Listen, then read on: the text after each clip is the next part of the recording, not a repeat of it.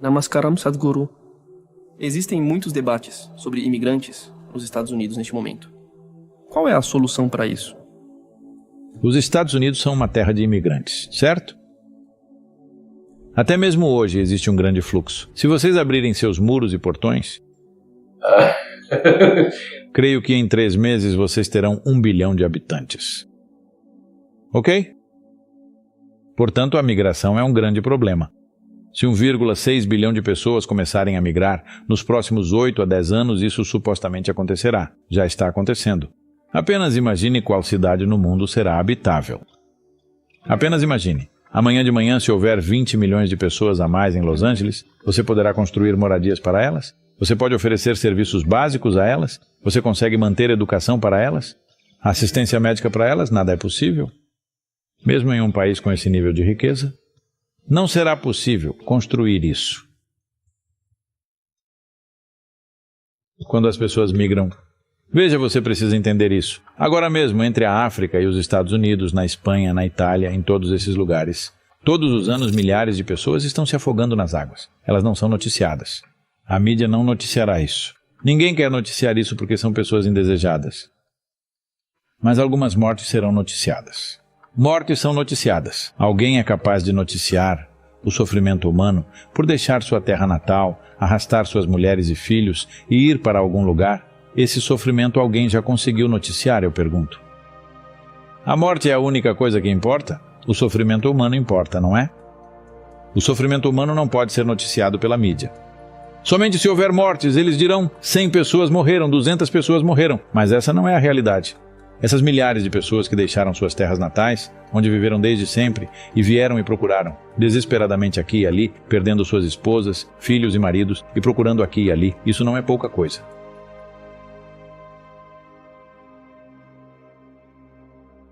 A migração não planejada, é um processo muito cruel. E isso não é só em um único país, está acontecendo em todo o mundo. Então as pessoas acabam chegando em lugares estranhos sem saber o que é. Especialmente para mulheres e crianças. É uma história de terror.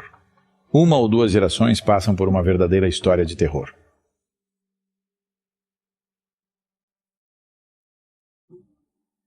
Então por que as pessoas estão migrando? Todos os tipos de motivos são apresentados, mas vou lhe fazer uma pergunta simples. Se você tivesse um pedaço de terra e o solo fosse rico, você deixaria essa terra e iria embora? Se você tivesse árvores no terreno, você o deixaria e iria embora?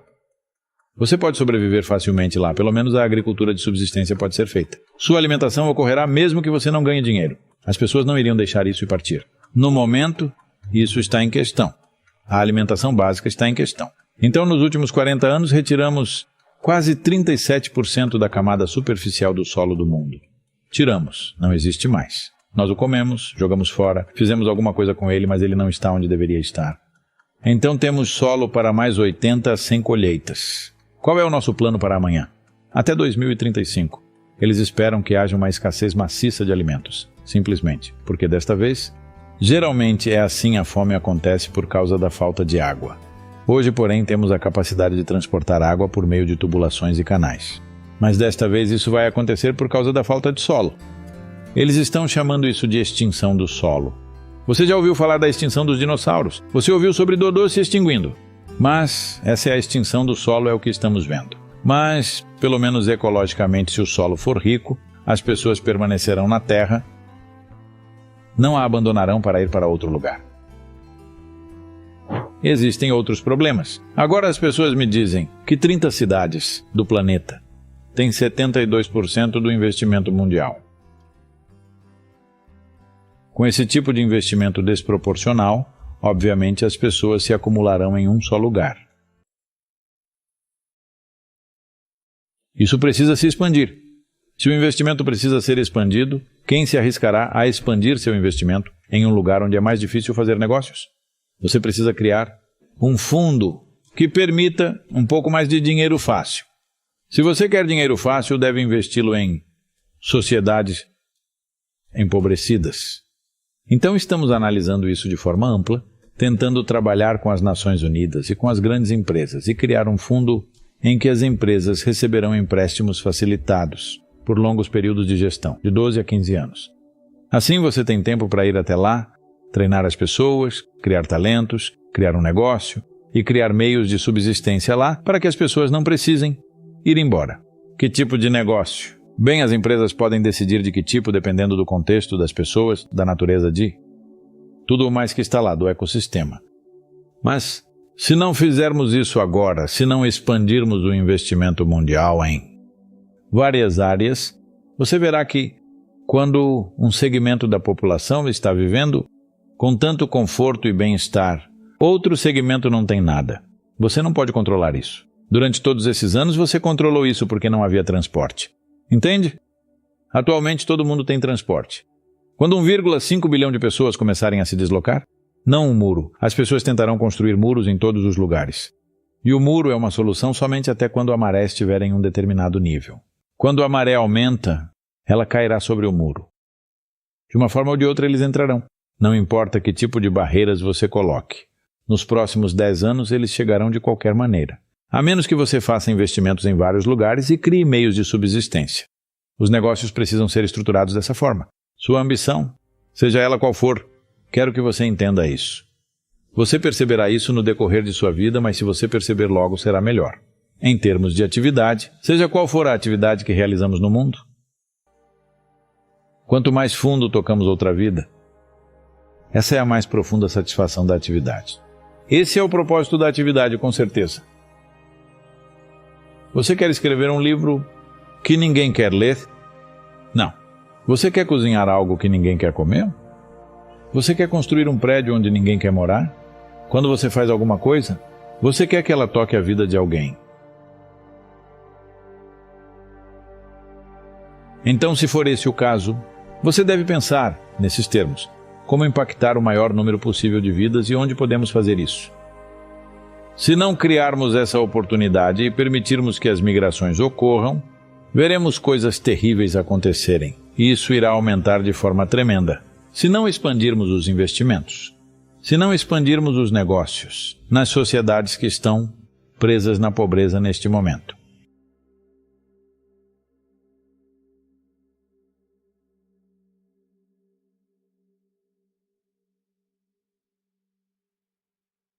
Todas as coisas que nós, como seres humanos, criamos nesse planeta, foi essencialmente criado primeiro em nossas mentes. Tudo que você vê e que é trabalho humano nesse planeta, primeiro achou expressão na mente, depois se manifestou no mundo exterior. As coisas maravilhosas que nós temos feito nesse planeta e as coisas horríveis que nós temos feito nesse planeta, ambas vieram da mente humana. Portanto, se estamos preocupados com o que criamos nesse mundo, é extremamente importante, em primeiro lugar, aprender a criar as coisas certas em nossa mente. Como nós mantemos a nossa mente? Se não temos o poder de manter as nossas mentes da maneira que queremos, o que nós criamos no mundo também vai ser muito acidental e desorganizado. Assim, aprender a criar nossas mentes da maneira que queremos é a base da criação do mundo que queremos. Existe uma história maravilhosa na tradição iógica. Num certo dia, um homem foi caminhar. Ele foi para uma longa caminhada. Acidentalmente, sem querer, ele caminhou para dentro do paraíso. Sortudo, não é? Ele foi apenas dar uma caminhada e aterrissou no paraíso. Após essa longa caminhada, ele se sentiu um pouco cansado. Então, ele pensou: estou cansado, eu gostaria de poder descansar em algum lugar.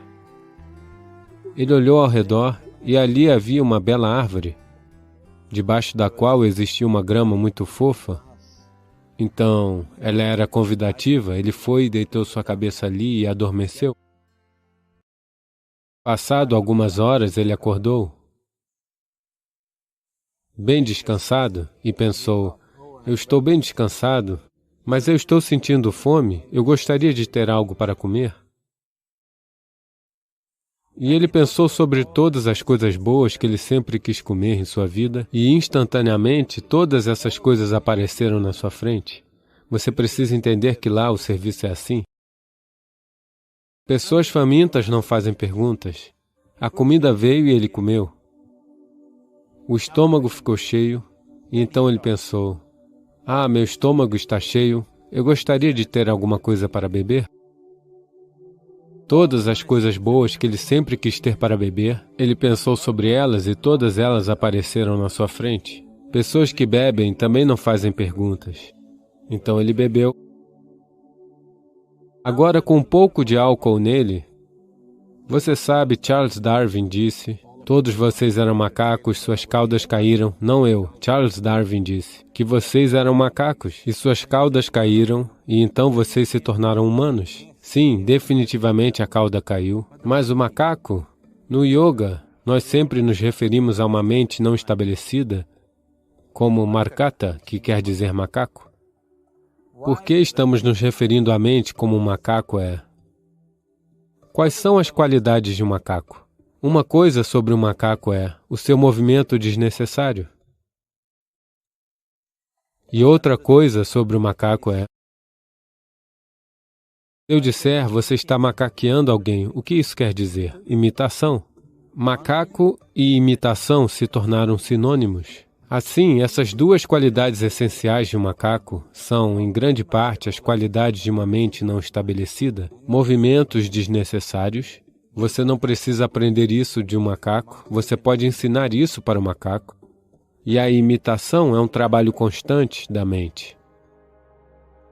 Portanto, quando essas duas qualidades estão ativas, a mente é referida como um macaco. Então esse macaco se tornou ativo dentro dele. Ele apenas olhou ao redor, pensou, o que diabos está acontecendo aqui? Eu pedi por comida, a comida veio. Eu pedi por bebida, a bebida veio. Devem existir fantasmas por aqui. E os fantasmas vieram. Os fantasmas vieram, eles vão me cercar e me torturar, ele pensou. Imediatamente os fantasmas o cercaram e começaram a torturá-lo. Então ele começou a gritar de dor e disse, eles vão me matar. E ele morreu. Ele acabou de dizer que era um cara de sorte. O problema é que ele estava sentado debaixo de uma kalpavriksha, ou uma árvore do desejo. Ele pediu por comida, a comida veio. Pediu por bebida, a bebida veio. Por fantasmas, os fantasmas vieram. Por tortura, a tortura veio. Ele pediu pela morte, a morte aconteceu. Agora não procure por essas kalpavrikshas na floresta. Você mal consegue encontrar uma árvore hoje em dia. Uma mente bem estabelecida, uma mente que está em um estado de samyukti, é chamada de kalpavriksha. Se você organizar sua mente a um certo nível de organização, ela, por sua vez, organiza o sistema todo. Seu corpo, suas emoções, suas energias, tudo se organiza nessa direção. Uma vez que essas suas 4 dimensões, seu corpo físico, sua mente, suas emoções e as fundamentais energias de vida estiverem organizadas em uma direção, uma vez que você esteja assim, tudo que você deseja acontece sem mesmo levantar um dedo mindinho, na verdade. Auxiliar isso com a atividade ajudaria, mas, mesmo sem fazer qualquer atividade, você ainda pode manifestar o que você quer. Se você organizar essas 4 dimensões em uma direção e mantê-las inabaláveis nessa direção por um certo período de tempo, agora mesmo, o problema com sua mente é que a cada momento ela está mudando de direção. É como você querer viajar para algum lugar, e a cada 2 passos, se você continuar mudando de direção, a chance de você chegar ao destino é muito remota, a menos que isso aconteça por acaso. Portanto, organizar nossas mentes e, por sua vez, organizar o sistema inteiro e essas 4 dimensões básicas de quem você é nesse momento, em uma direção, se você fizer isso, você próprio é um kalpavriksha. Qualquer coisa que você deseja vai acontecer. Porém, agora mesmo, se você olhar para a sua vida, tudo o que você desejou até agora, se isso acontecesse, você estaria acabado. Tudo e todos que você desejou, se tudo isso aterrissasse em sua casa hoje, você conseguiria viver com isso? Uma vez que você esteja empoderado dessa forma, é muito importante que sua ação física, sua ação emocional, sua ação mental e sua ação energética, sejam controladas e propriamente direcionadas. Se não for assim, nos tornamos destrutivos, autodestrutivos. No momento, esse é o nosso problema. A tecnologia, que supostamente deveria fazer nossa vida bonita e fácil, se tornou a fonte de todos os problemas. Assim, estamos destruindo a própria base da nossa vida, que é o planeta. Portanto, aquilo que deveria ser uma dádiva, estamos fazendo disso uma maldição. O que nos trouxe níveis incríveis de conforto e conveniência nos últimos 100 anos ou mais, também se tornou uma ameaça à nossa vida, simplesmente porque não estamos agindo conscientemente. Nós estamos em um estado de ação compulsiva. Então, organizar nossa mente fundamentalmente significa se mover de um estado de atividade compulsiva para um estado de atividade consciente. Você deve ter ouvido falar de pessoas que pedem por algo e, para além de todas as expectativas, isso se tornou real para elas. Geralmente, isso acontece com pessoas que têm fé. Agora, vamos dizer que você quer construir uma casa. Se você começar a pensar, eu quero construir uma casa. Para construir uma casa, eu preciso de 5 milhões, mas eu tenho apenas 50 rúpias no meu bolso. Não é possível, não é possível, não é possível. No momento que você diz não é possível, você também está dizendo eu não quero isso. Portanto, em um nível, você está criando um desejo de que você quer algo. No outro nível, você está dizendo eu não quero isso. Então, nesse conflito, isso pode não acontecer. Alguém que tem alguma fé em um Deus, ou em um templo, ou no que for, que tem uma mente simples, a fé apenas funciona para aqueles que têm uma mente simples. Pessoas que pensam demais, para elas isso nunca funciona. Uma pessoa inocente, que tem uma fé simples, em seu Deus, em seu templo ou no que for, ela vai ao templo e diz, Shiva, eu quero uma casa, eu não sei como, você precisa fazer isso por mim. Agora, na mente dela não existem pensamentos negativos. Isso vai acontecer, isso não vai acontecer, isso é possível, isso não é possível. Essas coisas são completamente removidas pelo simples ato de fé. Agora ele acredita que Shiva vai fazer isso por ele e que isso vai acontecer.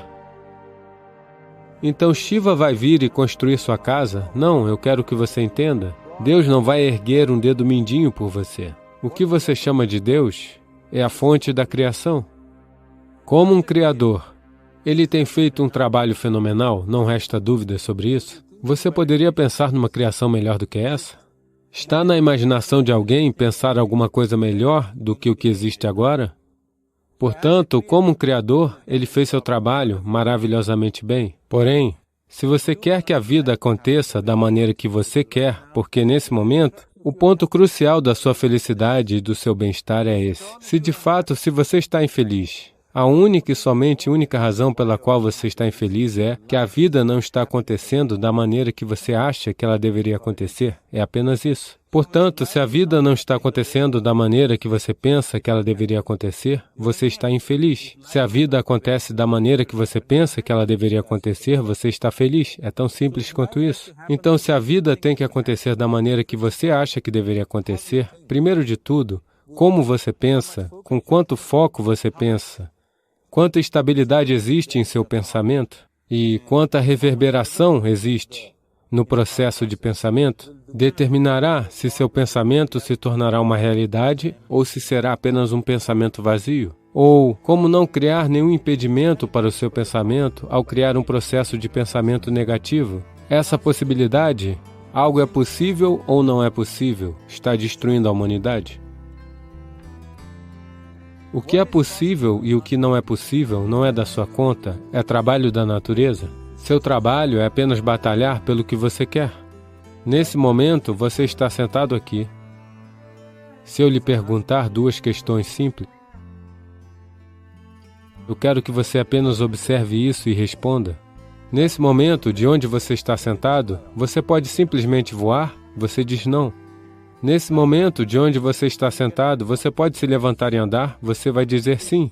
Qual é o embasamento disso? Por que você diz não para voar e sim para caminhar? Por causa da experiência passada de vida. Muitas vezes você já se levantou e caminhou, nunca voou. Ou, em outras palavras, você está usando a experiência passada de vida como um embasamento para decidir se alguma coisa é possível ou não. Ou, em outras palavras, você decidiu que o que não aconteceu até agora não pode acontecer em sua vida no futuro. Isso é uma desgraça para a humanidade e o espírito humano. O que não aconteceu até agora nesse planeta pode acontecer amanhã. Os seres humanos são capazes de fazer isso acontecer amanhã. Portanto, o que é possível e o que não é possível não é da sua conta. Isso é trabalho da natureza. A natureza vai decidir isso. Você apenas vê o que você realmente quer e batalha por isso. E se seu pensamento é criado de maneira poderosa, sem qualquer negatividade, sem qualquer pensamento negativo, derrubando a intensidade do processo de pensamento. O primeiro e o mais importante é que você deve ser claro o que você realmente quer.